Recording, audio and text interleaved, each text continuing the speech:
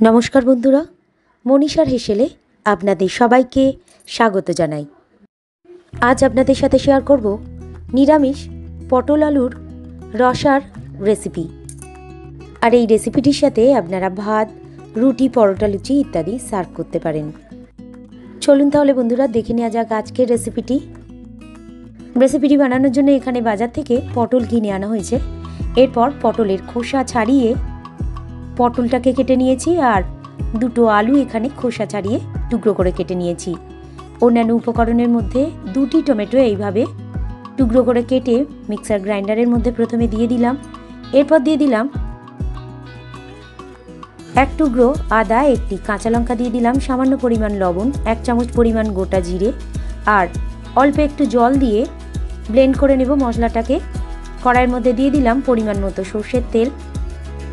এরপর কেটে ধুয়ে পরিষ্কার করে জল ঝরিয়ে রাখা আলু এবং পটলটাকে ভেজে নেব।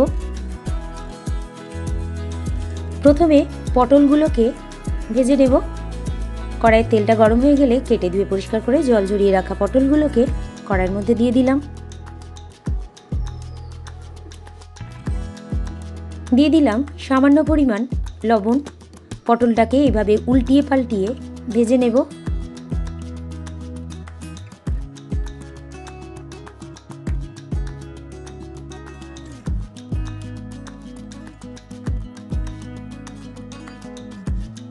লবণ দেওয়ার সাথে সাথে পটলের মধ্যে দিয়ে দিলাম সামান্য পরিমাণ হলুদ গুঁড়ো।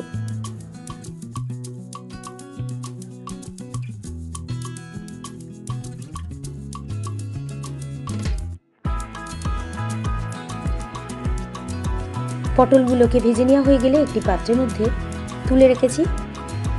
একইভাবে আলুগুলোকেও কড়াইয়ের তেলের মধ্যে দিয়ে ভেজে নিয়েছি।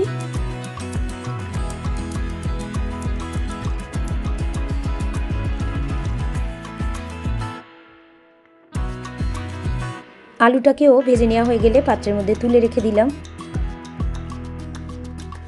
আলু পটলটাকে ভেজে নেওয়া হয়ে গেলে ওই তেলের মধ্যে দিয়ে দিলাম ফোড়ন হিসাবে একটি ফাটিয়ে নেওয়া শুকনো লঙ্কা, দারুচিনির কাঠ, তেজপাতা, 1 চামচ পরিমাণ গোটা জিরে, 1/2 চামচ পরিমাণ রাঁধুনি মশলা, 1 চামচ পরিমাণ মৌরি। এরপর দিয়ে দিলাম মিক্সার গ্রাইন্ডারে বেটে রাখা মশলাটাকে বা টমেটোর পেস্টটাকে কষিয়ে নেব মশলাটাকে।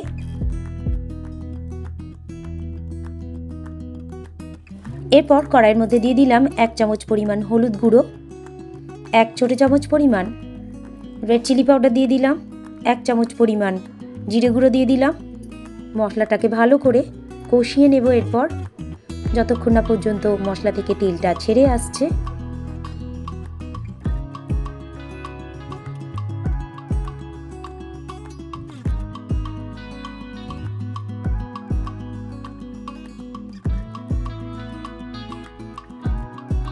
টেস্টটাকে ব্যালেন্স করার জন্য এখানে দিয়ে দিলাম সামান্য পরিমাণ চিনি। আপনাদের ইচ্ছে হলে আপনারা চিনিটাকে স্কিপ করতে পারেন বন্ধুরা। ভালো করে মশলাটাকে আবারও কষিয়ে নেব।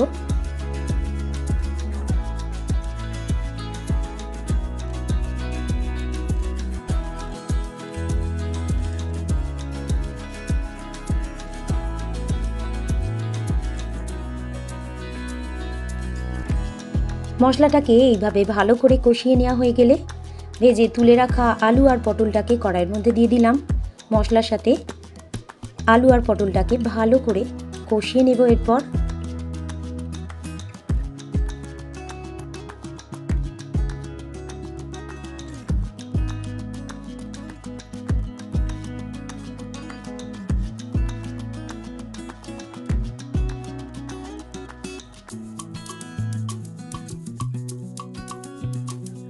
আলু আর পটলটাকে ভালো করে কষিয়ে নেওয়া হয়ে গেলে দিয়ে দিলাম 1 বড় বাটি পরিমাণ জল।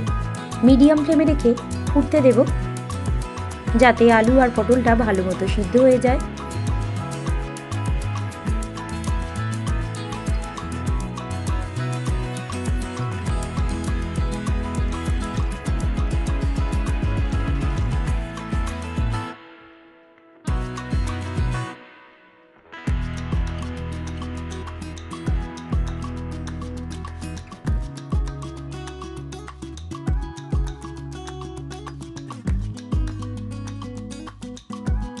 আলু আর পটলটা ভালো মতো সিদ্ধ হয়ে আসলে দিয়ে দিলাম 1 চামচ পরিমাণ ঘি।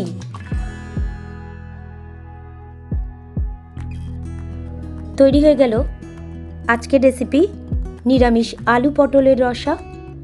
গরম ভাত অথবা রুটি, পরোটা, লুচির সাথে পরিবেশনের জন্য একেবারে প্রস্তুত।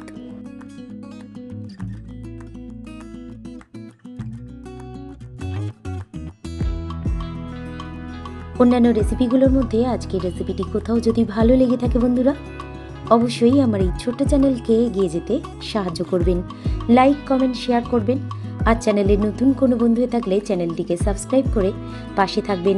এই ধরনের রেসিপি সবার প্রথম দেখার জন্য পাশে থাকা বেল আইকনটিতে প্রেস করে রাখবেন। রেসিপিটি শেষ পর্যন্ত দেখার জন্য আপনাদের সবাইকে ধন্যবাদ। সবাই ভালো থাকবেন, সুস্থ থাকবেন। আবার চলে আসবো নতুন কোনো রেসিপি নিয়ে।